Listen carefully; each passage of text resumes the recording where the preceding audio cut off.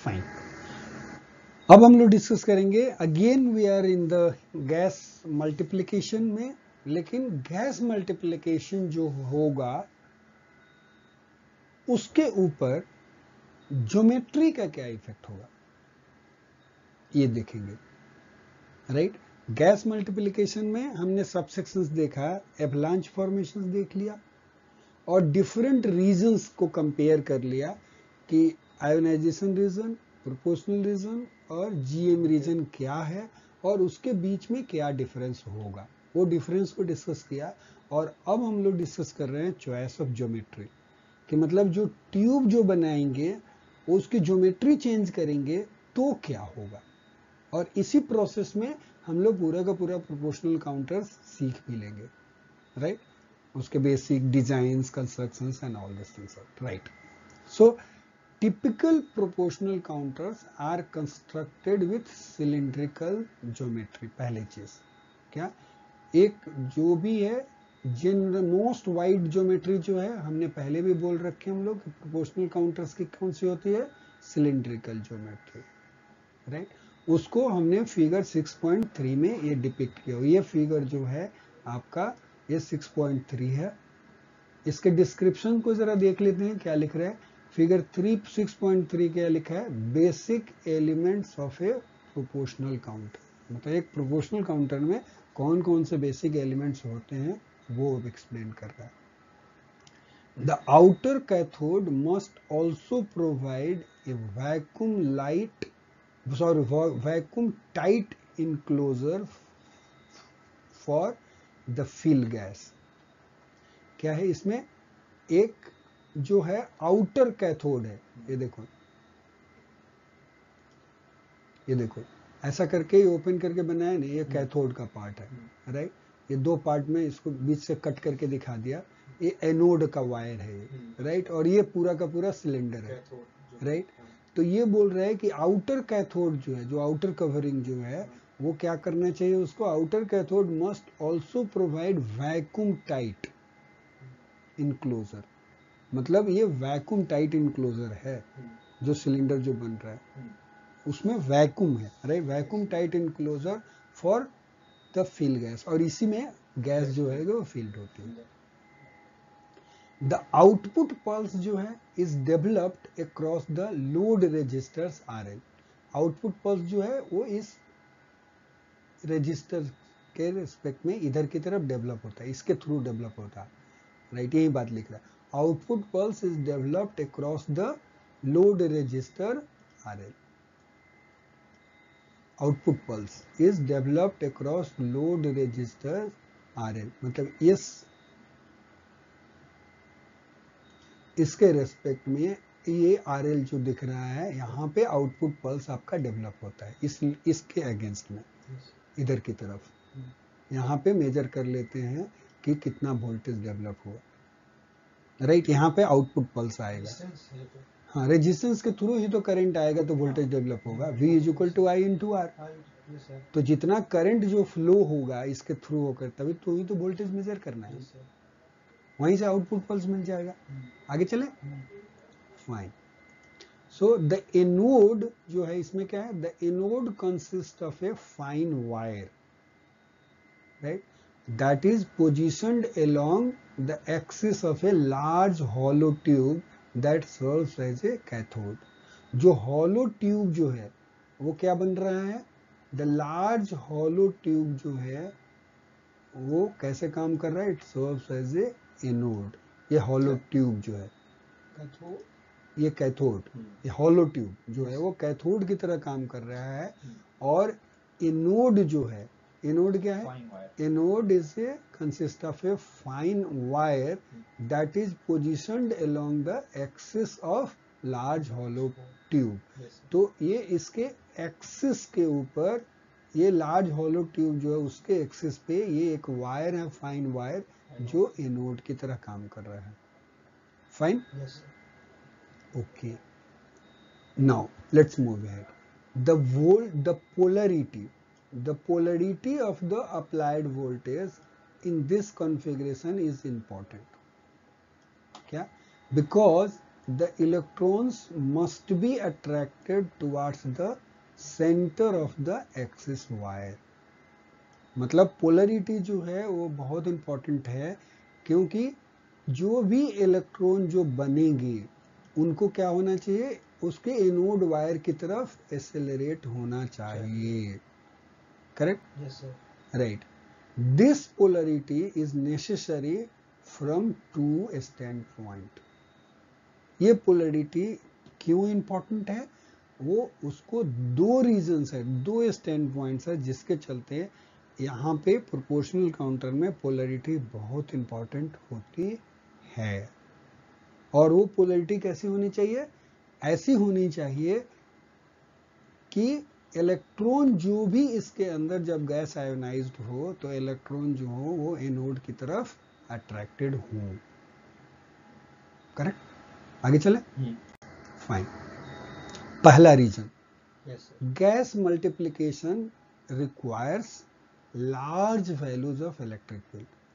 मतलब gas multiplication के लिए इलेक्ट्रिक फील्ड का वैल्यू बहुत ज्यादा होना चाहिए. कितना? 10⁻6 वोल्ट पर मीटर. तब जाकर वो थ्रेशोल्ड क्रॉस करता है और गैस में आयोनाइजेशन, सेकेंडरी आयोनाइजेशन या गैस मल्टीप्लिकेशन होता है. करेक्ट? सो गैस मल्टीप्लिकेशन, पहला इंपॉर्टेंट पॉइंट क्या था कि gas multiplication requires large values of electric field. ठीक है. इन सिलेंड्रिकल ज्योमेट्री जो इलेक्ट्रिक फील्ड जो है उसका इक्वेशन जो है, in cylindrical geometry the electric field at radius r is given by this equation. वो कौन सा इक्वेशन से? 6.3. हाँ, 6.3 गिवन बाय इक्वेशन 6.3. तो जो इलेक्ट्रिक फील्ड जो होगा एट रेडियस r, मतलब एट रेडियस r का मतलब ये देखो यहाँ पे, ये तो आपका एनोड बना और इधर से ये रेडियस जो बनेगा, समझ गए, ये r. तो ये r वैल्यू पे यहाँ पे इलेक्ट्रिक फील्ड अलग होगा, इस पॉइंट पे इलेक्ट्रिक फील्ड अलग होगा, इस पॉइंट पे इलेक्ट्रिक फील्ड अलग होगा. तीनों ही पॉइंट पे इलेक्ट्रिक फील्ड का वैल्यूज क्या होगा, अलग अलग होगा. राइट? तो वो इलेक्ट्रिक फील्ड का वही बात बताया कि कितना होगा, वो इक्वेशन के लिए क्या दिया, electric field at a distance r is equal to v, capital V divided by क्या है, small r, natural log of b divided by a, small b divided by a. अब देखो v क्या है, तो कैपिटल V जो है इस इक्वेशन में, वो V जो है वो क्या है, voltage applied between anode and cathode. मतलब ये एनोड, ये आपका एनोड है और ये कैथोड के बीच में जो वोल्टेज अप्लाई किया है वो V, कैपिटल V है. राइट? दूसरा स्मॉल a क्या है, small a is equal to anode wire radius. Anode जो है, जो वायर, जो फाइन वायर, उसका रेडियस कितना है, वो a है. समझ गए? एनोड का रेडियस, एनोड वायर का रेडियस a है और b जो है कैथोड का इनर रेडियस है. मतलब कैथोड जो है वो, कैथोड का भी तो आउटर होगा, ये इनर रेडियस है. समझ गए? आप समझ में आ रहा है? तो सेंटर से ये इतना तक, क्योंकि बाहर का भी मटेरियल का कुछ ना कुछ थिकनेस होगा, तो इनर बी जो है वो इनर रेडियस है और ये जो है इनोड वायर का रेडियस ए है. ठीक है? करेक्ट? क्लियर? आगे चलें. Okay fine. Large values of electric field therefore occurs in the immediate vicinity of anode wire where r is small. क्या मतलब, ये समझना जरूरी है. देखो इस इक्वेशन को ध्यान से देखोगे तो सबसे ज्यादा इलेक्ट्रिक फील्ड कहां पे होगा. आप देखो भी मान लो कांस्टेंट है, मान के लो ये कांस्टेंट है ही, जो भी था वही रहेगा. राइट? और ln है natural log of b divided by a है. अब कैपिटल B जो है वो किसका रेडियस है, आपका कैथोड, इनर कैथोड का रेडियस है. ये बड़ा value divided by small values anode का रेडियस। तो इसका भी कुछ न कुछ वैल्यू आएगा, उसका लॉगरिथम लोगे तो और छोटा बनेगा, जो भी बने। करेक्ट। तो एक वैल्यू तो इस पे b बाई ए पे भी डिपेंड करेगा, और दूसरे वाले पे क्या भी डिपेंड करेगा, r पे डिपेंड करेगा, क्योंकि r क्या है, डिनोमिनेटर में है। It will be, electric field will be proportional to v, capital V, inversely proportional to small r, right. Correct. तो ये स्मॉल r का वैल्यू ये जितना कम होगा तो इलेक्ट्रिक फील्ड क्या होगा, ज्यादा होगा। करेक्ट ना। तो इसका मतलब क्या है, अब देखो यहां समझो, ये एनोड वायर था और ये आपका डिस्टेंस जो है r है, यही रेडियस है ना इसका। तो कहां पे इलेक्ट्रिक फील्ड सबसे ज्यादा होगा, यहां होगा कि यहां होगा, किस पॉइंट पे होगा, जस्ट ऊपर होगा। जस्ट ऊपर नहीं, मतलब ये 2 पॉइंट बताया मैंने, मार्क किया, एक ये पॉइंट है और ये पॉइंट है, दोनों में से कौन किस में ज्यादा होगा इलेक्ट्रिक फील्ड, कहाँ किस पॉइंट पे ज्यादा होगा, इस पे होगा, ये वाला पॉइंट पे नहीं, ये वाला जो किया मतलब इसी पे होगा ना, यहाँ पे होगा। हाँ, क्योंकि यहाँ पे r का डिस्टेंस बिल्कुल कम है, जितना कम होगा उतना ही ज्यादा हो जाएगा इलेक्ट्रिक फील्ड का मतलब इसका। अब समझ में आ गया, यही लाइन लिखा, देखो क्या लिखा, large value of electric field occur in the immediate vicinity of anode where r is small, क्योंकि r जो है इसका वैल्यू कम है जितना पास में रहोगा। हाँ, right right. Because electrons are attracted to the anode, क्योंकि इलेक्ट्रॉन क्या है, एनोड पे अट्रैक्टेड है, they will be drawn towards the high field region. क्या मतलब समझ में आया। अब देखो इलेक्ट्रिक फील्ड सबसे ज्यादा कहां पे है, एनोड के पास में है, और इधर की तरफ जैसे जैसे इसके ऊपर जा रहे हैं तो इलेक्ट्रिक फील्ड जो है वो कम होते जा रहा है। तो इलेक्ट्रॉन वही बोल रहा है कि because electrons are attracted towards the anode, तो इलेक्ट्रॉन किधर की तरफ अट्रैक्ट हो रहेंगे, एनोड की तरफ अट्रैक्ट होंगे, they will be drawn, they will be खींचे जाएंगे, they will be drawn towards the high voltage region, high field region की तरफ आएंगे ना। तो जैसे जैसे इलेक्ट्रॉन एनोड के पास आएंगे तो इलेक्ट्रिक फील्ड बढ़ते जा रहे तो उनकी स्पीड और बढ़ती जाएगी, राइट। ठीक है, क्लियर, वेरी नाइस। देखो एग्जाम्पल से और मैथमेटिकल क्वेश्चन से कितनी चीजें क्लियर हो जाए। टू इलस्ट्रेट, इस पॉइंट को इलस्ट्रेट करने के लिए, सपोज वोल्टेज V का वैल्यू 20,000 है, राइट, सॉरी 2,000 है, 2000 वोल्ट मैंने अपने अप्लाई किया, is applied to the cylindrical counter with small a, anode का रेडियस जो है वो है 0.008 सेंटीमीटर, और जो इनर रेडियस जो है जो सिलेंडर का वो 1 सेंटीमीटर का है। करेक्ट।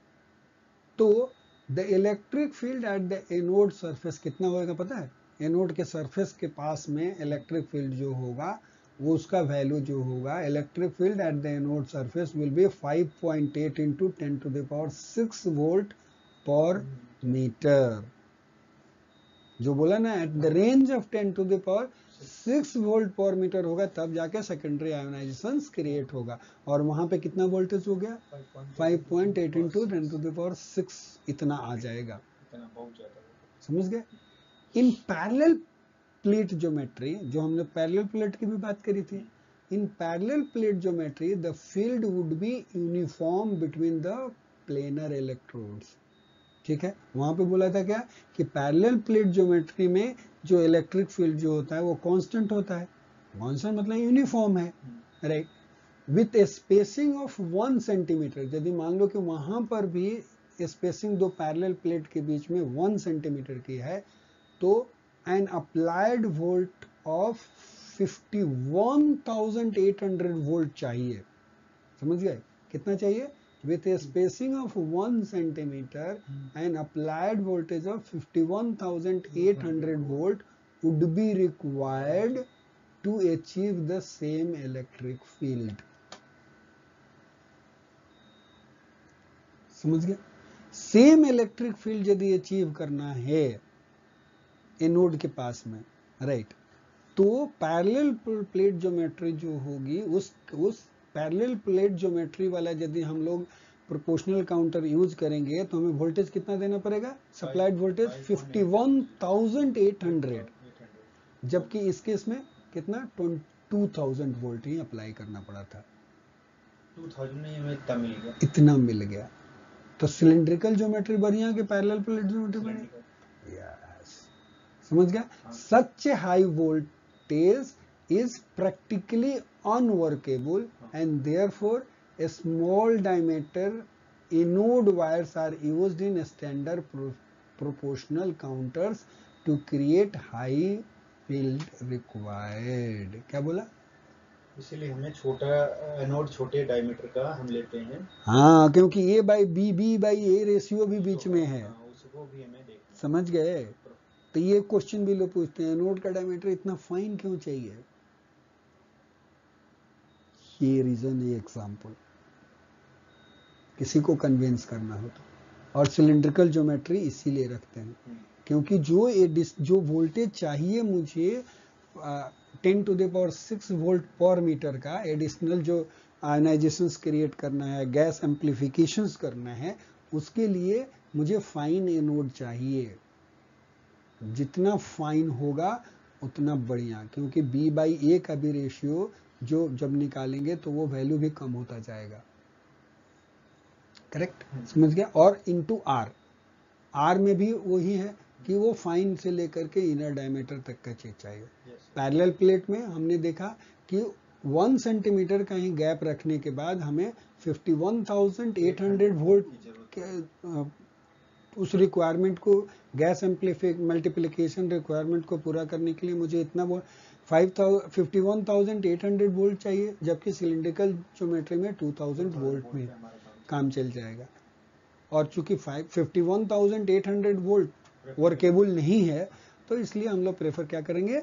सिलिंड्रिकल ज्योमेट्री को प्रेफर करते हैं। सही है? चलें आगे बढ़े। Very nice.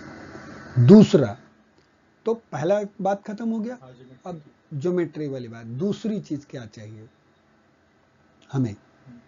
वो चाहिए, दूसरी चीज चाहिए हमें, जो 2 स्टैंड पॉइंट्स के कारण बोला था ना कि वो क्यों हमको सिलिंड्रिकल चाहिए ज्योमेट्री, और क्यों हमारा रिक्वायरमेंट क्या था कि एनोड जो है, एनोड की तरफ जब इलेक्ट्रॉन मूव करना चाहिए, ऐसी ज्योमेट्री होनी चाहिए, ऐसा सिचुएशन होना चाहिए कि जो भी आयोनाइजेशन क्रिएट हो, इलेक्ट्रॉन एनोड की तरफ मूव करना चाहिए, राइट।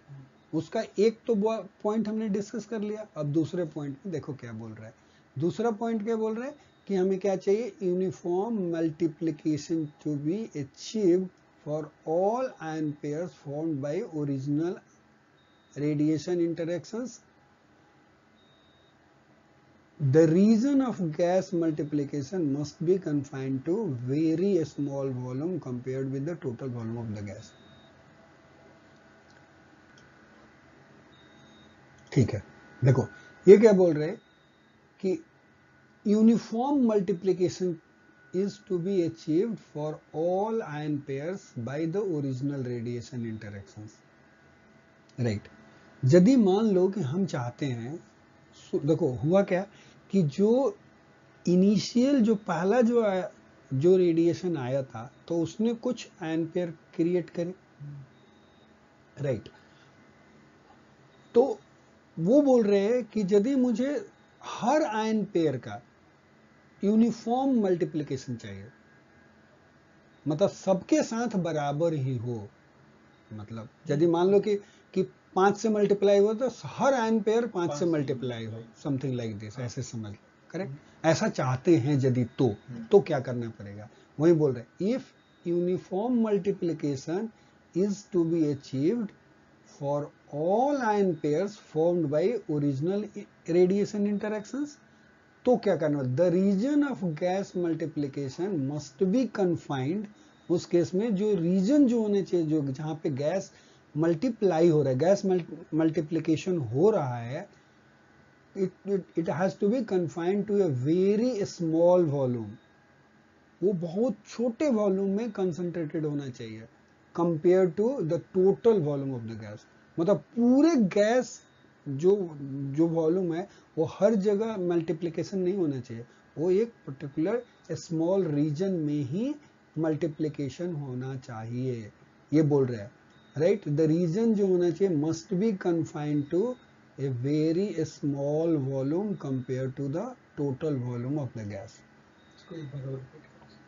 देखो बोल रहा है कि यदि यूनिफॉर्म मल्टीप्लिकेशन चाहिए हर आयन पेयर्स के लिए, जो इनिशियल जैसे इंटरेक्शंस हुआ आयन पेयर बने, और हम ये चाहते हैं कि हर आयन पेयर का मल्टीप्लिकेशन यूनिफॉर्म हो, तो उसके लिए जरूरी है कि जो गैस जहां पे मल्टीप्लिकेशन, जो गैस मल्टीप्लिकेशन रीजन जो है उसका रीजन को बिल्कुल छोटा होना चाहिए compare to, it has to be small compare to the total volume of the gas. एक कंडीशन है, मतलब वो छोटे एरिया में ही वो मल्टीप्लिकेशन होना चाहिए, वो पूरे गैस में नहीं होना चाहिए, ये बात है बस, ठीक है। अब बोल रहा है कि under these conditions almost all primary ion pairs are formed outside the multiplying region and the primary electron simply drift to that region before multiplication takes place। हाँ, यदि जब ये कंडीशन सेटिस्फाई हो जाएगा, राइट, तो मतलब बेसिकली आपका वैसे करके दिखाया था ना, आप ऐसे समझ लो, यहाँ पे बीच में एनोड था, तो ये बोल रहा है कि गैस मल्टीप्लिकेशन जो होना चाहिए ना, वो मान लो कि एक छोटा ये रीजन है, लेट्स से फॉर एग्जांपल, तो इसी रीजन में होना चाहिए, बस बिल्कुल थोड़े दूर के एरिया में ही हो, वो पूरे मतलब ये जितना गैस तो पूरा भरा हुआ है, राइट, पूरे में गैस मल्टीप्लिकेशन नहीं होना चाहिए। जो सेकेंडरी आयनाइजेशन प्रोसेस जो है वो बिल्कुल वो एक छोटे स्मॉल रीजन में होना चाहिए, मे बी लाइक ये रीजन हो सकता है बस इतना ही दूर में गैस मल्टीप्लिकेशन हो, बाकी जगह गैस मल्टीप्लिकेशन ना हो। सो ये रीजन जो येलो से हमने बनाया वो इसी रीजन में गैस मल्टीप्लिकेशन होना चाहिए। पहला लाइन ये बोला। दूसरी लाइन में क्या बोला, अंडर दीज कंडीशंस, यदि इस कंडीशंस में जब ये छोटे रीजन में मल्टीप्लिकेशन होगा तो क्या होगा, almost all primary ion pairs, right, primary ion pairs मतलब जो रेडिएशन आया और एक पॉजिटिव और इलेक्ट्रॉन क्रिएट कर दिया, तो वो प्राइमरी आयन पेयर्स हुआ। Formed outside the multiplying region, मतलब यहाँ पे यदि आयन पेयर बना है कोई, ये आउटसाइड ऑफ है इसके उस रीजन के, एंड द प्राइमरी इलेक्ट्रॉन, इसमें जो आयन बने वो और जो इलेक्ट्रॉन बने वो, ठीक है, प्राइमरी, दे विल का simply drift to that region before multiplication takes place. तो क्या होगा, ये सिर्फ इधर घूमते रहेंगे लेकिन इधर मल्टीप्लिकेशन नहीं होगा, जब इस रीजन में पहुंचेंगे तभी उनका मल्टीप्लिकेशन होगा। समझ में आएगा, clear, yes. Therefore each electron क्या करता है, undergoes the same multiplication process regardless of its original position of formation. समझ में आया? क्या मतलब हुआ कि उस केस में क्या होगा, जो यहाँ पे जो भी बने, अब इलेक्ट्रॉन यहाँ आयन पेयर बना था या यहाँ बना था उससे मतलब नहीं है, सबका बराबर ही मल्टीप्लिकेशन होगा, जब तक वो यहाँ पहुंचेगा नहीं तब तक मल्टीप्लिकेशन शुरू नहीं होगा और इतनी ही दूर में होगा, बेसिकली उसी रीजन में होगा, यही बोल रहा है। Therefore each electron undergoes the same multiplication process regardless of its original position of formation. वो कहाँ फॉर्म्ड हुआ था उसके ऊपर डिपेंड नहीं करेगा, राइट, लेकिन मल्टीप्लिकेशन सबका सेम होगा, यही चाहिए, तब यूनिफॉर्म जो होगा वो अचीव हो गया। तब बोला कि ज्योमेट्री जो होनी चाहिए ऐसी ही कंस्ट्रक्ट होनी चाहिए और डिजाइन ऐसा होना चाहिए कि ये कंडीशंस फुलफिल हो। ये है प्रोपोर्शनल काउंटर का डिजाइन।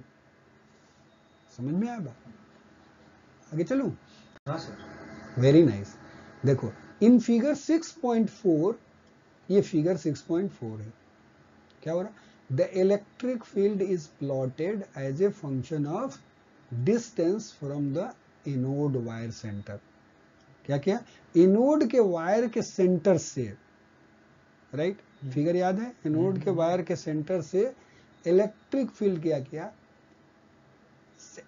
ये जो है उसके सेंटर से ये आर का डिस्टेंस बढ़ रहा है, राइट। मतलब आपका, मैं यहाँ पे फिर से बना देता हूँ एक बार, राइट। और ये एनोड वायर का सेंटर है ये, तो इससे ये डिस्टेंस की बात कर रहा है वो, ये डिस्टेंस इधर की तरफ आर, ये आर है, करेक्ट? समझ गए? ये आर इलेक्ट्रिक फील्ड जो प्लॉट किया गया, तो यहां पे इलेक्ट्रिक फील्ड क्या होगा, यहां पे क्या होगा, यहां पे क्या होगा, करेक्ट? अब देखो, the multiplication region begins only when the field becomes larger than the minimum required to support avalanche process and extend to the anode surface, correct? तो हमने बोला था कि ये रीजन जो है हमारा वाला रीजन जो है वो तो सिर्फ यही रीजन है गैस मल्टीप्लिकेशन का, एकदम एनोड के पास, यही एनोड के पास में है, करेक्ट? अब देखो ग्राफ यहाँ पे यही लाइन बोला, the multiplication region begins only when the field becomes larger than the minimum required to support avalanche process and extend to the anode surface. वो एनोड सरफेस तक वो है, सीमित है, इधर की तरफ है। तो उसका ग्राफ दिखाया है, देखो इसमें क्या दिखा, the rapid decrease in electric field strength with distance from the anode surface. जैसे जैसे एनोड सरफेस से दूरी बढ़ती जा रही है तो फील्ड जो है वो रैपिडली डिक्रीज हो रहा है, करेक्ट? समझ में आ गया? सबसे ज्यादा कहां पे है, देखो ये एनोड का दिखा है, एनोड का सेंटर, एनोड वायर का सेंटर है ये, समझ में आ रहा? ये देखो एनोड वायर है, इसका वैसे होल की तरफ से दिखा रहा है क्रॉस सेक्शन, तो एनोड वायर का ये सेंटर है और सेंटर से आर इधर की तरफ बढ़ रहा है, ये इसी सेंटर से आर जो बढ़ा है यहाँ पे, राइट। और यहाँ पे देखो इसके ये नोड का जब सरफेस पे आ रहा है तो वहां पे क्या है, फील्ड सबसे ज्यादा है, और जैसे जैसे ये नोड से दूर चलते जा रहा है ये जो है उसका फील्ड घटते जा रहा है, और यही वोल्टेज है मिनिमम वोल्टेज, ये इलेक्ट्रिक फील्ड है कि जहां से एवलांच बनना शुरू होएगा, समझ गए? इसके बाद क्या होगा, इसके बाद जो है वो एवलांच बनना शुरू हो जाता है, करेक्ट? समझ गए? ये वोल्टेज है, यहां से जाकर के एवलांच बनना शुरू, द मिनिमम इलेक्ट्रिक फील्ड लिखा ना, minimum electric field for avalanche formation ये है। तो इससे ज्यादा इलेक्ट्रिक फील्ड जो होगा वो इधर की तरफ, वो सारे में एवलांच होएगा, तो ये बनेगा आपका मल्टीप्लिकेशन रीजन, यहां से यहां तक वो मल्टीप्लिकेशन रीजन बन रहा है, ठीक है? चलो, इन द प्रीवियस एग्जाम्पल में दिखाया था, suppose that the threshold electric field for multiplication in the field gas is 10⁶ volt पर मीटर, वही था, राइट। फ्रॉम इक्वेशन 6.3, जो इक्वेशन 6.3 जो था, the field exceeds this value only for radius less than 0.041 centimetre, क्या कहना चाह रहे हैं, और about 5 times the anode diameter. अच्छा, मतलब ये बोल रहा है, इस इक्वेशन को यदि आप देखो तो ये वैल्यू जो है 10⁶ वोल्ट पर, इसका वैल्यू उन्हीं रीजन के लिए, एक छोटे से रीजन के लिए जाकर के वो ये होता है, एक्सीड करता है। मतलब वही वाली बात, जो एनोड का सरफेस जो है वो इसके आसपास में यहीं पे, एनोड के आसपास ही वो रीजन 10.6 वोल्ट का बनता है। हाँ, वो ऐसे करके तुम नीचे की तरफ आते हो, तो जैसे इसके पास में पहुंचते हो, यहाँ पे पहुंचे, इसके बाद जो है 10⁶ से ज्यादा होता है वोल्टेज, समझे? तो इसी रीजन में वो बोल रहा है कि गैस मल्टीप्लिकेशन होगा, और ये वॉल्यूम कितना बनता है, जो the volume content with in this radius is only about 0.17% of the total counter gas volume. Total volume का 0.17% ही होता है गैस, जहां पे ये गैस मल्टीप्लिकेशन होता है प्रोपोर्शनल काउंटर में। समझ में आया बात? क्लियर? एक स्लाइड और नहीं, द इनवर्ड ड्रिफ्ट ऑफ, चलो ठीक है, बोल रहा है कि the inward drift of an ionization created electron towards the multiplication region in theory में induces a small signal as does the drift of electrons in a pulse mode ionization chamber. मतलब ये बोल रहे हैं कि जो इलेक्ट्रॉन जो होता है आयोनाइजेशन से प्राइमरी आयोनाइजेशन हुआ, अब आपको ये बात समझ में आ गया कि इलेक्ट्रॉन जो है एनोड की तरफ ड्रिफ्ट करेगा, और जब तक वो गैस मल्टीप्लिकेशन रीजन में नहीं पहुंचेगा तब तक उसका मल्टीप्लिकेशन नहीं होना है, राइट। तो ये बोल रहा है कि इनिशियल जो बनता है जो भी, राइट, वो क्या बोले, इनिशियल देखो इनवर्ड ड्रिफ्ट, उसी का बोले inward drift of ionization created electron towards multiplication region in theory induces a small signal. वो क्या, बहुत कम सिग्नल देता है उस समय पे, क्योंकि जब तक वो मल्टीप्लिकेशन रीजन में नहीं पहुंचा है तब तक उसका सिग्नल का स्ट्रेंथ बहुत कम है। और वो सिग्नल किस बे की बात कर रहे हैं भाई, जो सिग्नल कैसे क्रिएट करेगा, जो इलेक्ट्रॉन पॉजिटिव और नेगेटिव जो बना उसी से तो सिग्नल क्रिएट होगा ना, और से तो नहीं बनेगा, राइट। तो वो सिग्नल का वैल्यू प्रोपोर्शनल काउंटर में और पल्स टाइप आयोनाइजेशन चैम्बर में दोनों सेम है, ये बात बोल रहा है पहले लाइन में, यही बोल रहा है कि as does the drift of electron in pulse mode ionization chamber. बोल रहे however this contribution is generally negligible compared with much larger contribution of the motion of the huge number of charges that are formed in the subsequent avalanches। मतलब देखो दो है, पहले क्या कर रहा है कि ये इलेक्ट्रॉन जो है वो क्या कर रहा है, ये इलेक्ट्रॉन जो है यहीं पे बना देता हूं ना, काम आएगा। ये देखो ये हो कह रहे हैं यहाँ पे हो रहे कि जो इलेक्ट्रॉन, अब देखो रीजन जो है वो आपका एक्चुअल में मल्टीप्लिकेशन रीजन तो ये है, इतना ही दूर है, करेक्ट। तो ये बोल रहे ये इलेक्ट्रॉन जो क्रिएट हुआ, जो नीचे की तरफ आएगा इलेक्ट्रॉन, तो ये भी सिग्नल क्रिएट करेगा, और जब इसके अंदर आ जाएगा जो इलेक्ट्रॉन, उससे very huge amount of signal create होगा। बस इतनी बात समझ में आ गई। इसका सिग्नल का स्ट्रेंथ कम होगा और इसका सिग्नल का स्ट्रेंथ बहुत ज्यादा होगा। यदि हम इसके सिग्नल के स्ट्रेंथ से कंपेयर करें तो इसका सिग्नल स्ट्रेंथ बहुत कम है, करेक्ट। एक क्लियर है?